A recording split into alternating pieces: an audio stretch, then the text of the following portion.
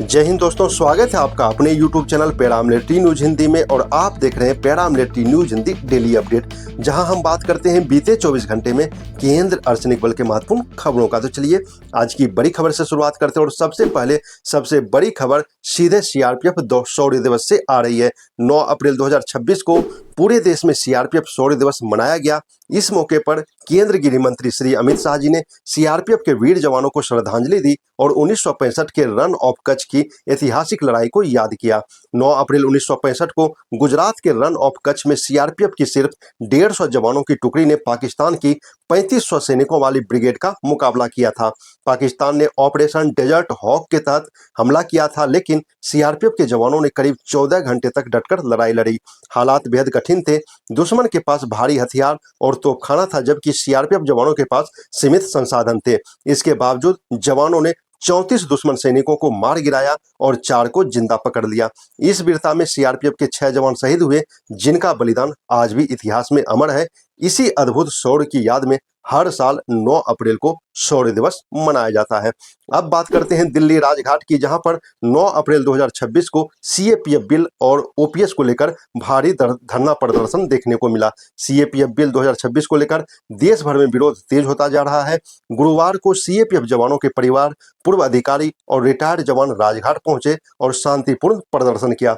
प्रदर्शनकारियों ने इस बिल को काला कानून बताते हुए सरकार से इसे तुरंत वापस लेने की मांग की। साथ ही उन्होंने पुरानी पेंशन योजना यानी ओपीएस और ओजीएएस लागू करने की भी मांग उठाई।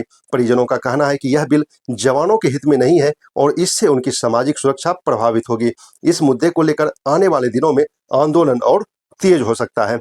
अब बात करते हैं आईटीबीपी की, जहां पर इलेक्शन ड्यूटी में जा रहे जवानों के खाना को लेकर एक बड़ी खबर आई है। पश्चिम बंगाल चुनाव ड्यूटी पर जा रहे आईटीबीपी जवानों को खराब खाना दिए जाने का मामला सामने आया है। धनबाद रेलवे स्टेशन पर आईआरसीटीसी द्वारा दिए गए बिरयानी पैकेट को जवानों ने लेने से मना कर दिया। करीब 1700 जवान इस ट्रेन में सवार थे और उन्होंने आरोप लगाया कि खाना खराब था, उसमें बदबू आ रही थी। जवानों का यह भी कहना था कि सफर के दौरान उन्हें पर्याप्त भोजन नहीं मिला।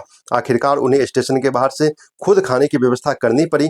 बाद में दुर्गापुर में उनके लिए बेहतर भोजन की व्यवस्था की गई, लेकिन इस घटना ने व्यवस्थाओं पर सवाल खड़े कर दिए।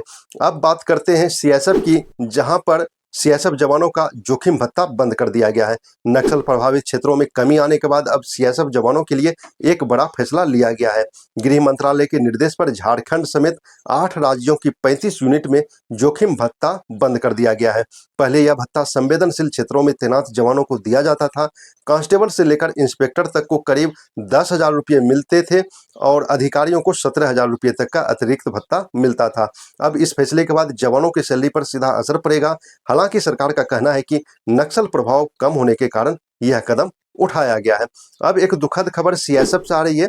छत्तीसगढ़ से दुखद खबर सामने आई है, जहां एक सीएसएफ जवान की सड़क हादसे में मौत हो गई। जवान बाइक से अपने घर जा रहा था, तभी रास्ते में खड़े एक ट्रक की रस्सी में फंसकर गिर पड़ा।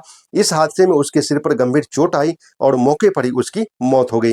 घटना के बाद स्थानीय लोगों ने विरोध जताया और सड़क जाम भी किया। यह हादसा सड़क सुरक्षा और लापरवाही पर बड़े सवाल खड़ा करता है।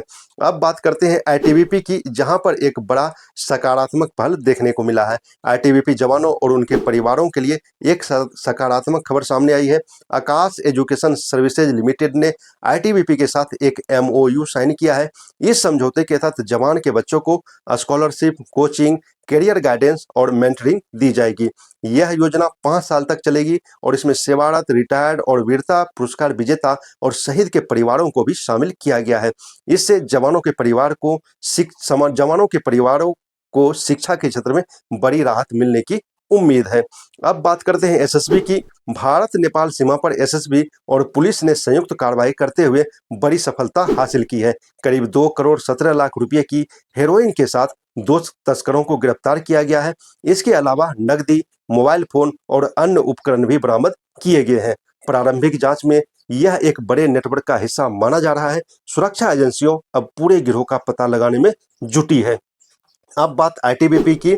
उत्तराखंड के टिहरी जिले में 25वीं all India police water sports championship का भव्य आयोजन शुरू हुआ। इस कार्यक्रम का उद्घाटन मुख्यमंत्री पुष्कर सिंह धामी ने किया। देश भर की 19 टीमें इस प्रतियोगिता में हिस्सा ले रही है। इसमें काइकिंग, कैनोइंग और रोइंग जैसे 52 इवेंट्स आयोजित किए जा रहे हैं। इस तरह के आयोजन से जवानों में फिटनेस और टीम स्पिरिट को बढ़ावा मिलेगा। तो दोस्तों, ये थी अब तक की केंद्र अर्धसैनिक बल से जुड़ी महत्वपूर्ण खबरें। इसी तरह की खबरें तथा अन्य अपडेट के लिए आप हमारे चैनल को सब्सक्राइब जरूर करें। जय हिंद।